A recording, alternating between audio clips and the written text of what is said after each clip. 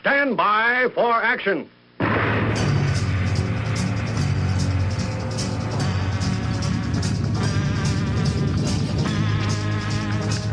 Thanks, gentlemen. My name's Dave Miller. I am the Unpleasant Blind Guy. Now, guys, I've been talking to you for some time about how the left has been using the fantasy that there is rampant white supremacy, not only in American society, but in Western society, and that because of this, the American people must be disarmed, and our speech must be micromanaged by the moral minders of the left. Now, to achieve these goals, the left's court jesters in the fake stream media have taken biased reporting to new heights since the Christchurch terrorist attacks. Witness this article by Thomas D. Williams, Ph.D., which was posted to Breitbart on March 17, 2019, with the headline, Media Silence Surrounds Muslim Massacre of Christians. Political leaders and public figures were falling over themselves this weekend to condemn the mosque attacks in New Zealand, while dozens of Christians were slaughtered by Muslims in Nigeria to the sound of crickets. The mosque attacks were indeed a horrific affair and worthy of universal condemnation. Presidents, prime ministers, royalty, and religious leaders rushed to extend their condolences to victims and their families. As well they should, while decrying the hate that purportedly motivated the shootings. Without exception, the mainstream media gave top billing to the shootings, with newspapers carrying the story on their front pages and television news channels leading off their broadcasts with the story. The bizarre aspect of the coverage was not, in fact, the attention paid to a heinous crime committed in New Zealand, but the absolute silence surrounding the simultaneous massacre of scores of Christians by Muslim militants in Africa. As Breitbart News alone reported among major news outlets, Fulani jihadists racked up a death toll of over 120 Christians over the past 3 weeks in central Nigeria, employing machetes and gunfire to slaughter men, women, and children, burning down over 140 houses, destroying property, and spreading terror. The New York Times did not place this story on the front page. In fact, they did not cover it at all. Apparently, when assessing all the news that's fit to print, the massacre of African Christians did not measure up. The same can be said for the Washington Post, the Chicago Tribune, the Detroit Free Press, the LA Times, and every other major paper in the United States. The news shows from the 3 major television channels did not mention the story, and nor did CNN or MSNBC. There are several possible explanations for this remarkable silence, and none of them is good. Since, in point of fact, Muslim radicals kill Christians around the world with alarming frequency, it is probable that one more slaughter did not seem particularly newsworthy to the decision-makers at major news outlets. Muslims being killed, on the other hand, may strike many as newsworthy precisely because it is so rare. A second motive for the media silence around the massacre of Christians in Nigeria may be geopolitical and racial. New Zealand is a first-world country where such things are not supposed to happen, whereas many people still consider Africa to be a backwards place where brutal killings are par for the course. Moreover, the slaughter of black Christians in Africa may not enkindle rage among Westerners the way that the murder of white and brown Muslims in New Zealand would. Anti-Christian bias has been rightly called the last acceptable prejudice, one that few bother condemning. No one much cares about offending Christians, wrote the Coalition of African American Pastors in an essay last Tuesday. In fact, mocking, belittling, and blaspheming Christianity is becoming a bit of a trend in our culture. Anti-Christian bigotry truly is the last acceptable prejudice. The hypocrisy on display is astounding, the pastors continued. Christianity is the dominant religion of our country. It is the foundation of our government and morality. And yet, Christians are treated as fair game for mockery and insult. Christians are by far the most persecuted religious group in the world. But the mainstream media routinely ignore this fact as if it were unimportant or uninteresting. As a result, many people do not even realize how widespread the persecution is or that 75% of the victims of religious persecution around the world are Christians. Whatever the reason, or reasons, for the media silence surrounding the most recent massacres of Christians in Nigeria as well as numerous other such events, it should give right-thinking people pause. By all means, The lethal shootings of dozens of Muslims in New Zealand is a massive story and merits extensive coverage. But it only stands to reason that similar coverage should be devoted to the slaughter of Christians. For the moment, it serves as a poignant reminder that a double standard is at work when it comes to news coverage, and that it is Christians who inevitably draw the short straw. Follow Thomas T. Williams on Twitter. Follow @WilliamsRome. Some of the largest and most prestigious quote-unquote news outlets in the United States of America, giving constant, top-of-the-house, trumpeting coverage of attacks on Muslims and ignoring the war that is going on now in Africa and in Asia and in other parts of the world, with devastating attacks against Christians. One has to ask why. Could it be because if the media gave equal coverage, they would therefore not be able to advocate that Mohammedans continue to be a protected species, given more civil rights than the rest of us? But don't think, folks, that the leftist rulers of the fake stream media are doing nothing. In New Zealand, they're doing a lot. And pay close attention to this, people, because you know that they're already trying similar moves here in the United States of America. Try this article by Breitbart London, published on the 24th of March 2019, with the headline, NZ Debates Free Speech Limits, Long Prison Terms for Downloading Christchurch Manifesto. Dunedin, New Zealand. AP, New Zealanders are debating the limits of free speech after their chief censor banned a 74-page manifesto written by the man accused of slaughtering 50 people at 2 mosques in the city of Christchurch. The ban, issued Saturday, means anybody caught with the document on their computer could face up to 10 years in prison, while anyone caught sending it could face 14 years. Some say the ban goes too far and risks lending both the document and the gunman mystique. At the same time, many local media organizations are debating whether to even name the Australian man charged with murder in the March 15 attacks, 28-year-old Brenton Tarrant, after New Zealand Prime Minister Jacinda Ardern vowed she would never mention him by name. In some ways, Tarrant's manifesto provides the greatest insight into his character and thinking, with neighbours and those he met in a gym in the sleepy seaside town of Dunedin recalling nothing particularly remarkable about him. Chief Censor David Shanks said Tarrant's manifesto contains justifications for acts of tremendous cruelty like killing children and encourages acts of terrorism, even outlining specific places to target and methods to carry out attacks. He said that in banning the document, he and his staff worried about drawing more attention to it.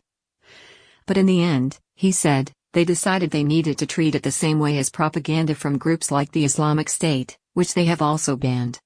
Shanks had earlier placed a similar ban on the 17-minute live stream video the killer filmed from a camera mounted on his helmet during the shootings. He said researchers and journalists could apply for exemptions from both bans. But while free speech advocates haven't questioned banning the graphic video, they said banning the manifesto is a step too far. People are more confident of each other and their leaders when there is no room left for conspiracy theories. When nothing is hidden, said Stephen Franks, a constitutional lawyer and spokesman for the Free Speech Coalition. The damage and risks are greater from suppressing these things than they are from trusting people to form their own conclusions and to see evil or madness for what it is. Franks said he had no interest in reading the manifesto until it was banned. He now is curious because it is forbidden fruit, he said, and he worries others may feel the same way.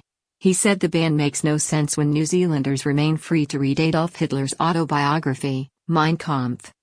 Ardern told Parliament last week that she wouldn't give the gunman anything he wanted.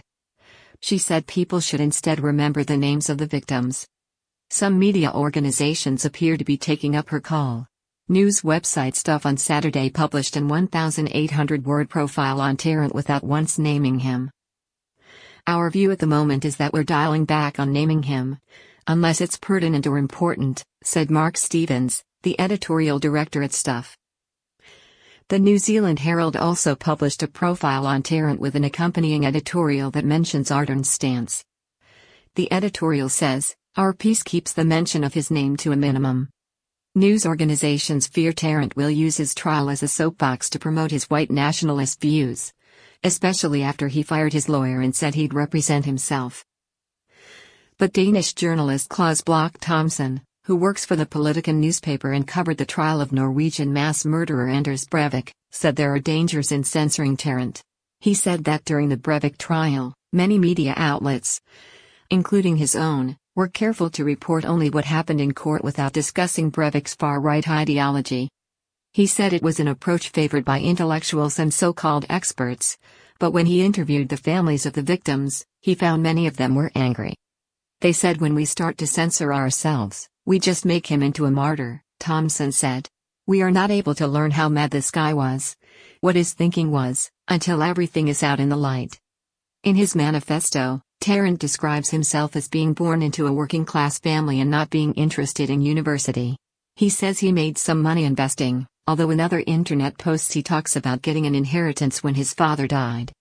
In Dunedin, about a 5-hour drive south of Christchurch, Tarrant lived in a modest pale green wooden apartment. His neighbors said they'd see him out running sometimes, but that he mostly kept to himself. At the Anytime Fitness gym, those who knew him described him as polite and interested mainly in pumping weights that build upper body strength. Tarrant was also a member of the Bruce Rifle Club, which has a shooting range down a dusty forest road that's used mostly by hunters and loggers, about a 45-minute drive southwest of Dunedin near the rural town of Milton. Dozens of boxes of bowling pins stacked in teetering towers and a few fluorescent vests are all there is inside a simple hut at the range. The club closed indefinitely last week after it emerged that Tarrant was a member. I think we're feeling a bit stunned and shocked and a bit betrayed.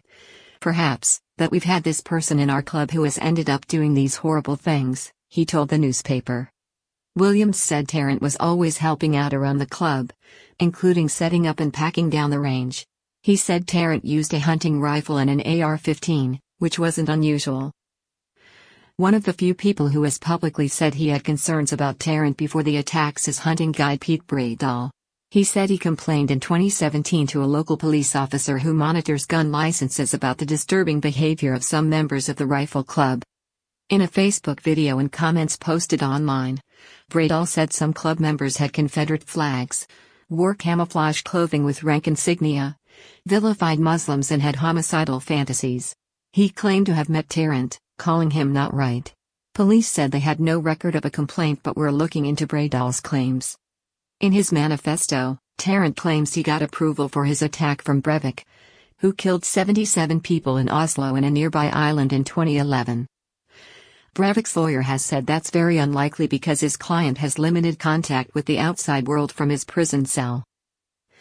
Thomsen, the journalist, said the biggest fear he and other reporters had when they were covering Breivik was that he would inspire a copycat killer. Now he's traveled to Christchurch to learn more about what happened there. I think it's safe to say that this is what we feared, he said.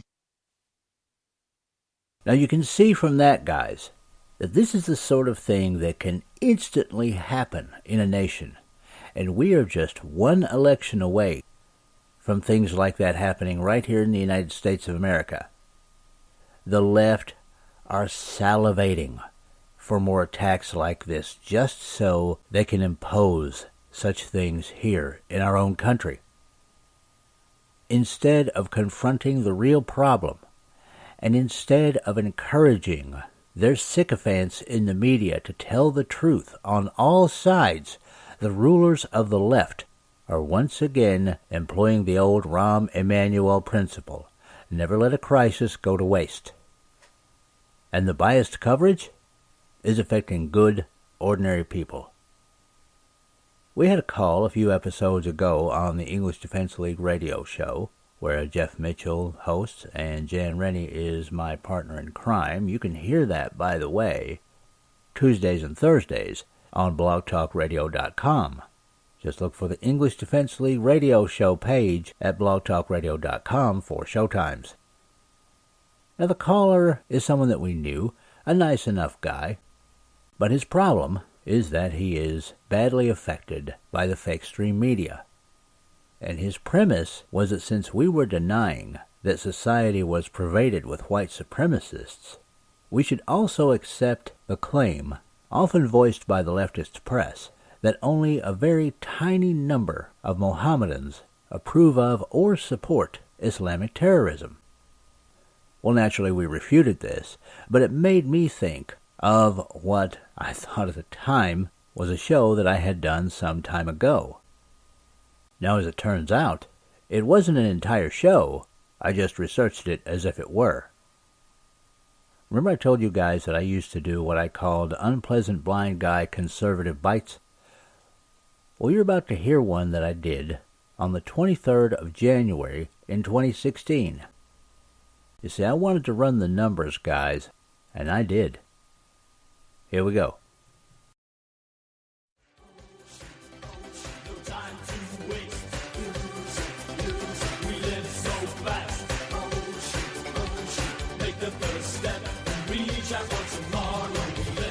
Time for an Unpleasant Blind Guy Conservative Bite. Each time civilized people are attacked by the followers of Muhammad, politicians, pundits, and others rush to the news outlets to tell us all that it's not all Muslims. That the support among the followers of Islam for terrorism only amounts to about 10% of those who practice the ideology of Islam. This claim is always made, and it's worth checking. A good way to do that would be to compare the reaction of Mohammedans to the November 2015 jihadi attacks in Paris and their reaction to the Charlie Hebdo cartoons. After the Paris attacks, 6 Muslim students at a technical institute in Varese, Italy, walked out of their classroom during the minute of silence the school held in homage to those who died in the Paris attacks. Many might dismiss this as a very small number. But in France, where the attacks took place, some French newspapers reported that on Thursday, the minute of silence that was called by the president in a day of national mourning, teachers reported to the press that some of their Muslim students refused to accept or refused to observe that moment of silence. Therefore, there is still a big problem in society, by no means the majority. But is it only a small minority? In Chechnya, 800,000 Muslims protested the Muhammad cartoons, with similar events held in Iran and elsewhere. In Pakistan alone, the number reached 10,000 protesting the Charlie Hebdo cartoons. In Australia, 1,000 Muslims rallied against the Charlie Hebdo cartoons. In Kyrgyzstan, 1,000 Muslims rallied, saying, "I am not Charlie, I love my Prophet." Now let's contrast those numbers. In 2005, a group called the Free Muslims Coalition held a Free Muslims March Against Terror that drew about 25 people. In July of 2015, a rally in Ireland against the Islamic State got about 50 people. In June of 2013, at a progressive Muslim rally in Toronto, only about 25 people showed up. Now you might be saying, well, Dave, these are countries where followers of Muhammad who want to protest acts of terror might be afraid for their safety in their communities. All right, let's try a country where people do have gun rights. In August of 2013, there were only about 25 people at a rally against misperceptions that Islam was violent. That was held in Boston. Some still might be saying, well, that was a city in the northeastern United States. We know they're kind of strict on gun rights. Okay. In October 2014, a Houston, Texas rally against the Islamic State got 10 people. People, it's accepted wisdom that actions speak louder than words. In France, which has a population of about 5 million Muslims, only about 30 attended the rally against the Paris jihad attacks. If it is only about 10% of the followers of Islam who support terror, why will not the other 90% even show up for rallies against Islamic terror? If, as the Council on American Islamic Relations says, these attacks are a distortion of Islam, then that means that they are an insult to Islam. That means that they are an insult to the Prophet Muhammad. So why are our streets not clogged with Muslim protesters demanding action from their governments to help free their countries from terror? Knowing the numbers, we can only come to one conclusion. It is because instead of only about 10% of Islamists supporting terror, only about 10% or less oppose terror. If this were not the case, the numbers at the anti-terror rallies would be massive. People, the cause of Islamic terror is not the fact that other countries are in the Middle East drilling oil, they were invited in. It's not the fact that Muslims feel marginalized in civilized countries. It's because Islam inspires terror. The numbers show it. The actions of the followers of Muhammad prove it. People, while there is still time to save civilization, we must act in a non-violent way to remove the followers of Islam from all positions where they could do non-Muslims harm. They must assimilate to their host countries, or they must find somewhere else to live. Like all true Americans, I have a natural revulsion towards singling out a group of people for different treatment. But as the numbers show, most Islamists support singling out everyone else for different treatment, and that treatment is not good. Civilization can save itself if we will just act. This has been an Unpleasant Blind Guy Conservative Fight.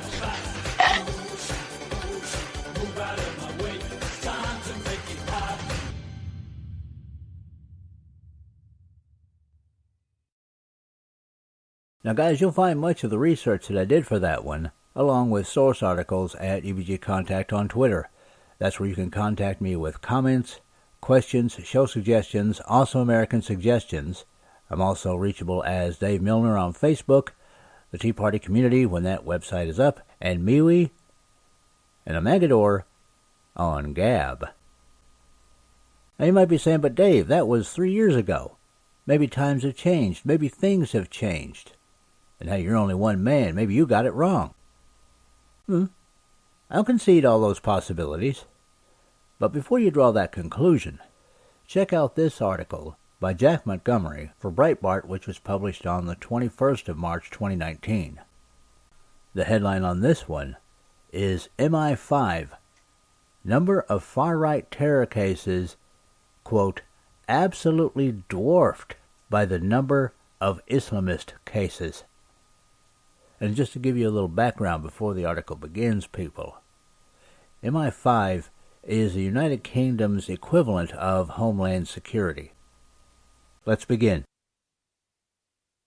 The number of far-right terror cases the authorities are faced with is absolutely dwarfed by the number of cases related to radical Islam, according to Britain's security service, better known as MI5.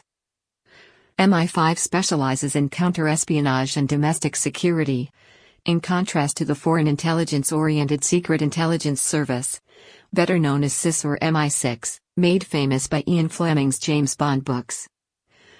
The assessment of the relative seriousness of the Islamist terror threat and the far-right terror threat was disclosed halfway through a Guardian report focusing heavily on the latter, later republished by other media outlets including CNN and Microsoft-owned MSN. The left liberal newspaper led on claims by the far-left Hope Not Hate organization, which describes itself as anti-fascist and has previously received funding from billionaire Open Borders campaigner George Soros, that huge numbers of Britons are among the global audience for far-right forums online. Two things here, people. Number one, if you want to find an example of fake news in the United Kingdom, you couldn't find a better example than the Guardian quote-unquote newspaper. They're about the equivalent of the New York Times when it comes to journalistic integrity. That's why this Breitbart article is very good, because it concentrates on a quote-unquote news source that really is more a source for propaganda. Also, the organization that they speak of, Hope Not Hate, is one that I've highlighted before and I will continue to highlight as long as they have influence. What you're going to hear is a segment from the documentary Panel Drama, which was produced by Tommy Robinson and released on February the 25th, 2019. You should be familiar with Hope Not Hate because of their influence and the world fake stream media's utilization of them as a quote-unquote group of experts. Let's listen to Tommy Robinson before we go back to the Breitbart article. In this documentary, you're going to hear a lot about Hope Not Hate. It's important you understand who they are.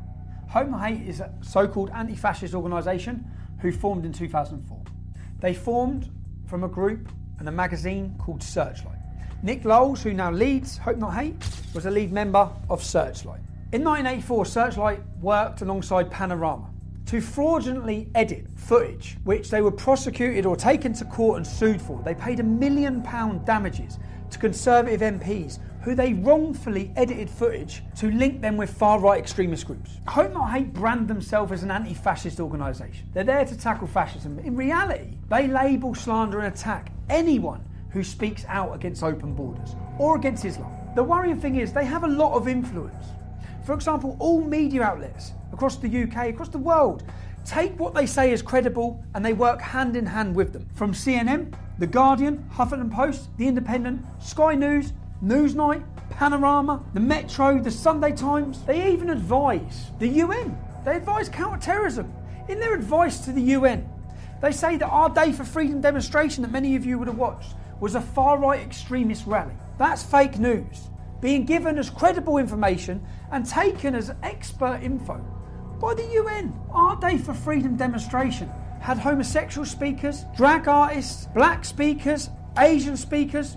There was nothing far right against it. It was a liberal demonstration demanding free speech. So what happens is when someone gets censored on Twitter for some kind of for hate speech or for incitement to violence or engaging in some kind of terrorist communication, they get their account taken down. They tend to come back, and that actually leads to a sort of an increased level of sense of participation and integration into these networks.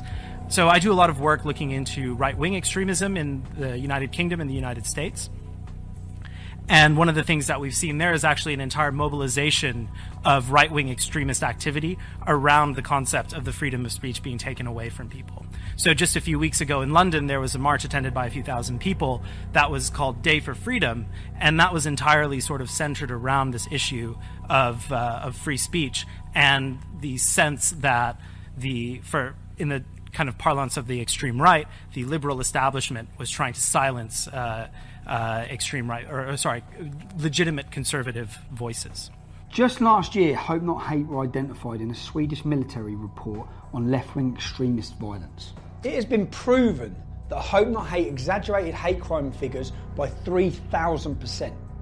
Nothing they said after that point should ever have been taken as credible, let alone taken by journalists without checking anything and spread around the world to demonise and slander people and organisations. They play a key role in pressurising social media giants, whether it be with petitions or requests from MPs that they're working alongside with to say who's promoting hate. Not who's promoting hate that would breach laws in this country, but who needs silencing with their opinion. They're now teaching your children in schools about fascism. If we take a quote from their original spin doctor, Dan Hodges, from his quote you'll understand the tactics they use in this documentary. It was a no-holds-barred, bare-knuckle PR. We used every dirty, underhand, low-down, unscrupulous trick in the book. These are quotes from their spin doctor, Joe Mulhall, who is a lead researcher for Hope Not Hate. He brags about days out with their BBC political reporters. Their relationship works hand in hand with the corrupt mainstream media. They do the reports, the media then use their ammunition and their labelling to attack people and organisations, to demonise them and slander them. In 2015, Joe Mulhall used the hashtag Antifa on several occasions. The reason why this is so relevant is when you understand who Antifa are. Antifa are an organisation that leading members of the American government have called to be prescribed as a terrorist organisation. They balaclava up, they mask up, and they violently attack people who they're told to attack, and organisations which are highlighted to them by groups and organisations like Hope Not Hate. They find out who you are, they contact your work, anyone who steps above the parapet. Hope Not Hate's goal is to silence them and stop them. This is about stopping free speech. This is about having people too scared to speak. We'll speak with one gentleman now whose life has been completely changed due to him voicing his opinions. He broke no law, committed no crime. But wait till you hear what Hope Not Hate done to him. This time last year, like I said, I was working full-time, happy, and because of some things I was doing outside of work, where I was sort of expressing my political opinions and so on, I ended up drawing their fire, and they wrote a report and called it in to the employer. So it was a kind of deliberate attempt to, it wasn't just to dox me, because I hadn't hidden my name, I didn't think I was doing anything wrong, I was just expressing an opinion. But it was an attempt to deliberately get me fired. Where was you working? I was working at Standard Chartered Bank in Moorgate. Doing what? I was an associate, so I'd been there from a grad. I went to Bristol University and then went into the bank straight afterwards. So I've been there for about just around 18 months at this point. So a good career. Yeah, it was going well. Internally, there'd been no issues. When you say you got involved, you was giving your political opinions with regards to? Obviously, the controversial stuff, so immigration, Islam, these kind of issues, but not in an extreme way, nothing you wouldn't happily say to anyone. Just so we can get clear, we're not talking about committing a crime, we're just talking about speaking openly about immigration and Islam. Yeah, and no one had a problem with it. That's the whole point that kind of strikes me about it. So it's not like anyone made a complaint, nothing's happened, so what did Hope Not Hate do?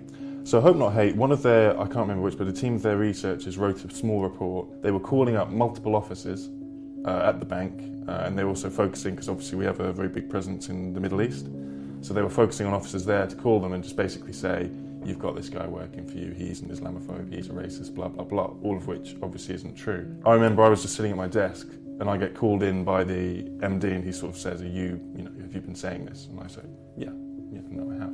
I didn't see it as a problem. The same guys were going to a lot of journalists trying to flog this report as well to make a big story out of it. Eventually, in around the summer of last year, you get this article and it's very vicious and it's obviously largely lifted from the report that came out a few weeks earlier, using slurs, using kind of nonsense labels, calling us Nazis, all that kind of thing. Calling you Nazis with any evidence? Was there no any evidence anything whatsoever you've said? At all. It was made up with a very clear intention of making me lose my job, and it's a common tactic. And you did lose your job? Yeah, I was suspended, and then once the coverage happened, they obviously, whilst previously, like internally, the bank, I think, had kind of thought, well, maybe this is just an attack piece. Once there was coverage, obviously, it's their reputation on the line. So then, pretty much immediately, I was fired. I have worked.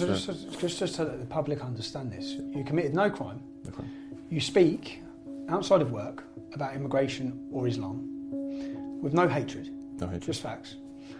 And because of that, where are you now? How's your life changed? What do you see for your future now? Financially very difficult, of course, because it kills your income. And then there's knock-ons from that are always a pain. Okay, well thanks, and I hope you, I wish you luck in trying to get your life sorted. Me too. Yeah, good luck. Thank you. So you've heard from Tom Dupree. You've heard how his life was changed simply for expressing his free speech due to the actions of Hope Not Hate. Later on in this documentary, you'll hear recordings of Caelan Robertson and George Llewellyn-John to see how their lives have been affected. Caelan and George used to work with me at Rebel Media, and when I went independent, they come to work with me there. When I was released from prison and I met with them, they said that they had been intimidated and threatened, and for that reason they couldn't work with me. I'd just been released from prison. I wasn't in a good state, and I thought they were just saying that because they wanted to go and work with Lauren Southern. Also, you'll hear recordings from Lauren Southern. Lauren Southern is a leading political activist from Canada. She now works as a journalist making documentaries. In those recordings, you'll hear about allegations about how they've suffered due to the actions of Hope Not Hate. And I encourage you to view on YouTube the entire Panodrama documentary. As for Hope Not Hate, that organization is important. You've heard the American quote-unquote news outlets that partner with this organization. You've heard that this organization advises the United Nations. They also advise the UK government on counterterrorism. How long do you think it will be before these leftist carnival barkers are advising our government on counterterrorism and targeting Americans? So yes, Hope Not Hate is important. So now that you have a little bit more background on Hope Not Hate, let's continue with the Breitbart article. The Guardian also quoted Britain's anti-extremism czar, Sarah Khan, regarding the frightening amount of legal extremist content online which the left claim is fueling far-right extremism. The comments suggest a clampdown on online anonymity and uncensored discussion groups may be on the cards. Halfway through the article, however, The Guardian concedes that, while the security services have not revealed how many of the 700 or so live terror plots and 20,000 individuals classified as closed subjects are related to right-wing extremism, MI5 did disclose that such cases are, quote, absolutely dwarfed by the number of Islamist cases being dealt with. This is the case despite the fact that Britain's white population, from which white nationalist extremists are presumably likely to recruit, is in excess of 50 million. While the Muslim population, from which Islamist extremists are likely recruiting, is officially only 2.7 million, suggesting the radical Islamism presents a much more potent threat than the far right in terms of its capacity to radicalize people. Nevertheless, the British authorities have placed a huge degree of emphasis on tackling the far right since even before Christchurch, with Cabinet Minister Amber Rudd warning that people viewing what she described as far-right propaganda online could face up to 15 years imprisonment under harsh new counter-extremist penalties while she was still at the Home Office. If that were to happen, terrorism would have prevailed, he added. Follow Jack Montgomery on Twitter, @JackMontgomery. Now, as another thing to factor in, it should be remembered that the government of the United Kingdom has over the past few decades become more and more Sharia compliant, meaning that more and more has it become a government that has worked more for the civil liberties of the followers of Muhammad than for anyone else. The fact that their version of Homeland Security would come out with a statement like this is nothing short of massive. It's further proof that the ratio of white supremacists to Islamists is exceedingly small. Who knows? Maybe even 10%? But there you go, people. Despite the best attempts on the part of one of the most unscrupulous newspapers in the United Kingdom to cover up the facts came out anyway. Far, far less white supremacy and far more Islamic terror. It's time we demand better from our governments, and if our elected officials do not act accordingly, we need to elect new ones. Meanwhile, we have to prepare not to attack others, but to defend ourselves, because it's obvious our governments aren't going to. And now it's time for the Awesome American segment. And this time's Awesome American comes from old Virginie. He's a kid with the gift of gab, as you'll hear in this story headlined, Middle Schooler Named Junior Broadcaster for Tennessee Titans. This aired December the 19th, 2018, on the 5-Star Students feature by Ellie Romano of WCYB-TV, Channel 5, Bristol, Virginia. A local 11-year-old boy is on his way to being a sports reporter. He was just invited to co-host a podcast with the radio announcers for the Titans football team. News 5's Ellie Romano introducing us to this week's 5-Star student. The average 11-year-old is usually out and about running around with friends at the playground, but not Skylar Doyle. He's busy making phone calls and interviewing athletes for his own sports show. Now for sports with Skylar. Well, the New Orleans Saints. You're listening to Wallace Middle School's morning announcements, the Trojan Buzz, where Skylar Doyle is your go-to guy for sports news. Let's kick it off with college football. He's only in 6th grade and is the youngest person on the news team. I liked watching sports, and I figured sports broadcasting would be watching sports from a different perspective. The news team is usually made up of 7th and 8th graders. But when the show's supervisor saw Skylar's reporting skills, she made an exception. Skylar impressed me the very first week I had him in library class, and he came up and he said, "Hey, I have a Facebook page, and I have all these followers." And I'm like, "Okay, what do you do?" He goes, "Take a look." That Facebook page, Tri-City Sports Fans, has nearly 5,000 followers. Hello, sports fans. It's where Skylar posts his interviews with professional athletes. I've interviewed 2 Titans players, Corey Davis and Jayon Brown, I've interviewed 2 NASCAR drivers, Chad Fincham and Jeffrey Earnhardt, and I've interviewed multiple NHRA drivers. Now, his work is being recognized in the big leagues. He won the title of the Tennessee Titans Junior Broadcaster of the Year. I kind of didn't believe it at first. Skyler now gets to attend the Titans-Colts game at Nissan Stadium in Nashville. That game is December 30th, and he'll get to work on a podcast with the Titans radio crew. If you know a 5-star student like Skyler, send an email to eRomano@WCYB.com. These Awesome American segments are usually about people who are doing things that are patriotic, or charitable, or both. But there's another element that made me want to put this one in. So many of us see a daunting world filled with people we know are going to oppose us. We, and yes, I include myself, often put up excuses as to why we can't do things. Well, guys, this kid is 11 years old, and he's already got a big-time podcasting presence with a professional football team. That should show us all that whatever we're trying to do, we've got a better chance of getting it done than even we think. And that is why 11-year-old Skyler Doyle of Bristol, Virginia is an Awesome American. And that is it for this time, people. I appreciate each and every one of you. Thank you for listening, and may your God go with you. Goodbye. The Unpleasant Blind Guy is copyright 2019. Anno Domini.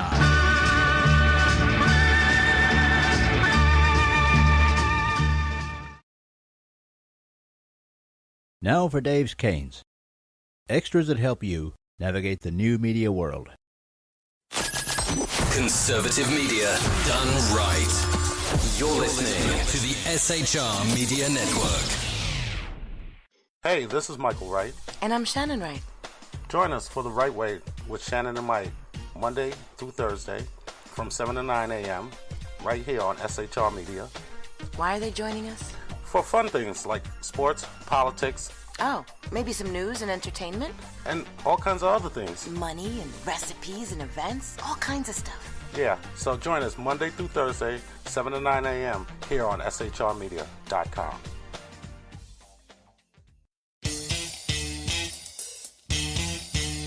From a public locker inside a dilapidated Long Island rail station comes a show designed to piss off liberals using truth, facts, and ridicule.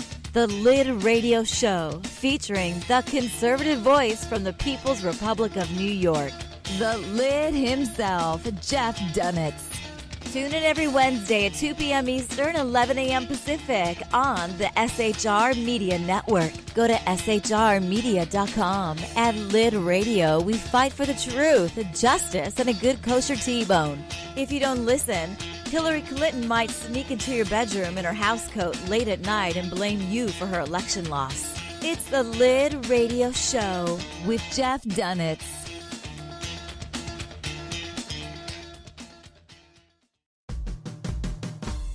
It's your business diva here, Melanie Collette. I am inviting you to a front row seat as I discuss some of the most intriguing details of wealth and finance with today's movers and shakers in the world of business. Listen in and discover financial truths on a global, domestic, and household scale.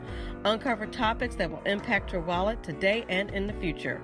Money Talk with Melanie airs Monday through Friday, 5 p.m. East, 2 p.m. West, right here on SHR Media and High Plains Pundit Talk Radio.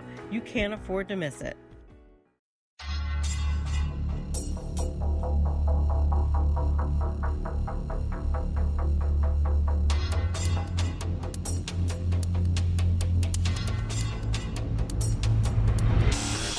The new show on the SHR Media Network, Sackheads Against Tyranny. On shrmedia.com. Go there quick like a bunny, 11 p.m. Eastern, 8 p.m. Pacific every Wednesday. Live and direct on the SHR Media Network. shrmedia.com. Be there.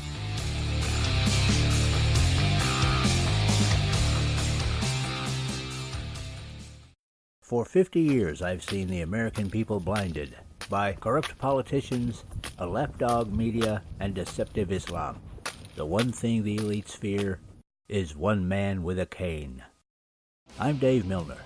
Join me through Spreaker, iTunes, and SoundCloud, through SHR Media and the Western Free Radio Network, for half a century of experienced perspective on political and social issues, weekly on The Unpleasant Blind Guy. And catch me on Jeff Mitchell's EDL Radio on blogtalkradio.com. There's no surrender, ever. Because truth is not always pleasant. Broadcasting behind enemy lines in occupied California, a mere 2 miles from the state capitol, the bloviating Zeppelin's Berserk Bobcat Saloon radio show can be heard every Tuesday and Thursday night at 8 p.m. Pacific and 11 p.m. Eastern, only on the SHR Media Network. Go to shrmedia.com to listen. You can also watch on the SHR Media Facebook page and the SHR Media YouTube channel. No goldfish were abused in the making of this ad. Hey girls, Carry Girl Gear is here. More and more women every day are concealed carrying, participating in competitive shooting, and getting firearms training. It's not a boys' club anymore, and we don't have to shop in their stores anymore either. Finally, a cool and unique clothing line just for women. Dope tees and hats for the patriotic, concealed carry, and 2A girl. So what are you waiting for? Go check out carrygirlgear.com today. Conservative media done right. You're listening to the SHR Media Network.